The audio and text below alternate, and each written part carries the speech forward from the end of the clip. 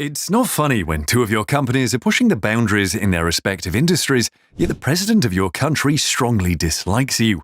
This is the position Elon Musk finds himself in the US. Join us as we dive into the no-love-lost relationship between Musk and President Biden. Musk has been crushing it recently through two of his companies, Tesla and Spacex. Within the space of a decade, Tesla has risen to the top of the pile in the world of EVs, overtaking established automobile companies from all over the world. You can't talk about electric cars without mentioning Tesla, as it is mainly responsible for moving battery-powered cars from the preserves of the nerds to the mainstream. Every EV gets compared to Tesla because it is the EV company to beat. Some EV startups try to do that by mimicking every aspect of Tesla's rise to success. For example, by selling directly to customers, making as many components as they can in-house, releasing expensive models first before creating mass-market models, and so forth. The company makes the best-selling electric car of all time, the Model 3. It has other models that occupy the top spots in performance and battery life. Even its unreleased products get massively oversubscribed. According to unofficial estimates, its electric pickup truck, the Cybertruck, has racked up more than 1 million pre-orders, despite facing multiple delays. This is despite having a polarizing appearance and appealing to a subgroup. Tesla is also at the forefront of battery research and development. Its new 4680 battery promises to revolutionize the EV industry by being less expensive, holding more charge for longer, charging faster, weighing less, and being safer. Tesla cars are a beast in performance, as the company obsesses over speed. Its Model S broke the record for the fastest production EV on the famed Nürburgring racetrack in Germany. Musk's influence in the EV industry extends far beyond the US. His company Tesla has established a manufacturing plant in China where he plans to make a cheap car for the masses. He's on the verge of opening another factory in Germany to increase its presence in Europe. Musk's Spacex is also so far ahead of the competition that it's hard to imagine them catching up. Just as Tesla shook up the automotive world, SpaceX has changed the business of space travel. SpaceX is the only private company NASA trusts to take its astronauts to the International Space Station. Cargo delivery has become a routine with SpaceX's rockets and space capsule. NASA rewarded SpaceX's excellence with a multi-billion-dollar contract covering a crucial part of an equally critical mission to the moon. The space agency will employ SpaceX's Starship as the human landing system for its astronauts on the moon. Not only that, as NASA's astronauts will eventually ride the Starship to Mars, an unthinkable proposition a few years ago. As a reward for his daring entrepreneur spirit, Musk's wealth has grown closely matching the rise of Tesla's stock. He's either the wealthiest person alive or these innovations and achievements, yet Musk can't boast of the support of his president. The snub could not even be hidden for a few hours on the day Musk's SpaceX achieved a massive milestone of sending private astronauts into the Earth's orbit, where they spent 3 days before returning to the Earth. The Inspiration 4 mission launch was tied to a fundraiser that raised hundreds of millions of dollars for a children's cancer hospital. Every notable person congratulated Musk and his company on the milestone, including top NASA officials, SpaceX's competitors like Boeing, Lockheed Martin, Blue Origin, and even Musk's arch-rival Jeff Bezos. The silence from the White House on that day was deafening and sent a clear message. That was if earlier messages were not clear enough. You could trust Musk to bear his feelings about the president on social media.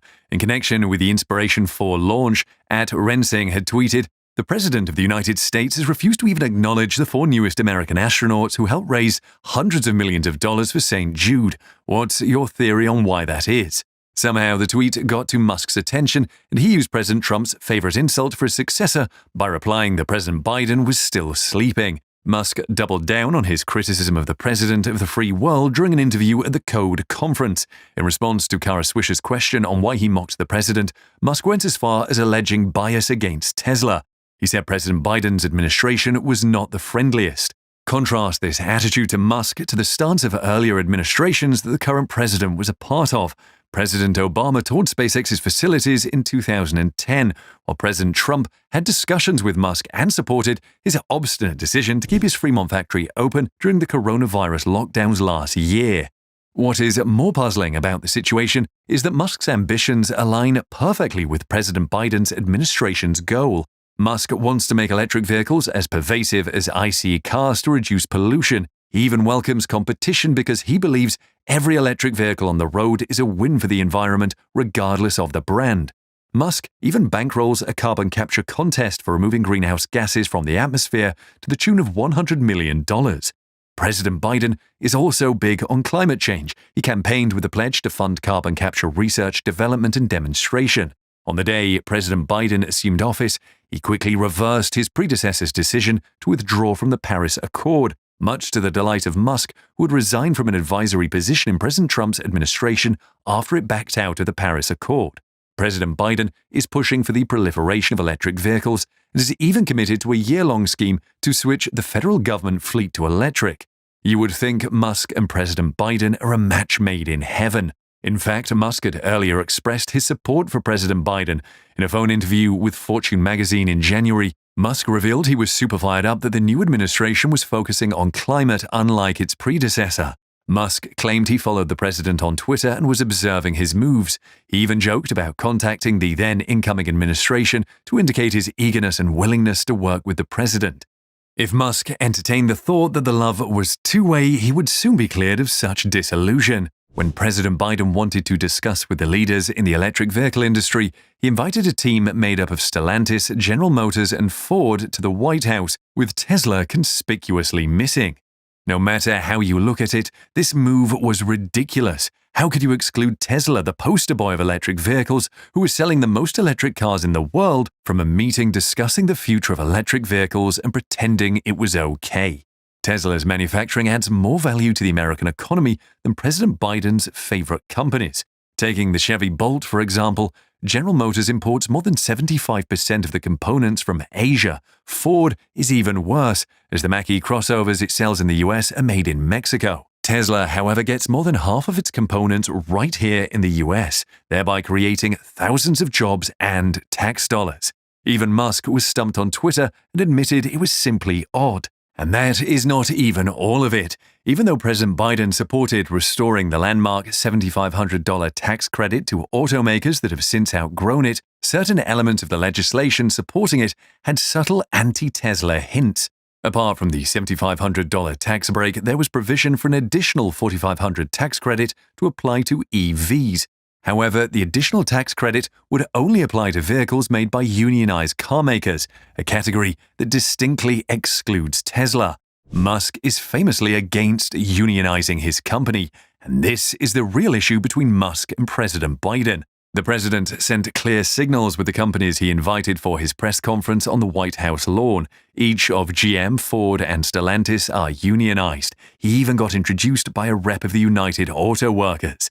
Biden, who is the most friendly president to workers' unions, has been doing his best to shoo in UAWs on his electric vehicle agenda. He has made statements linking boosting the electric vehicle industry to creating good-paying union jobs.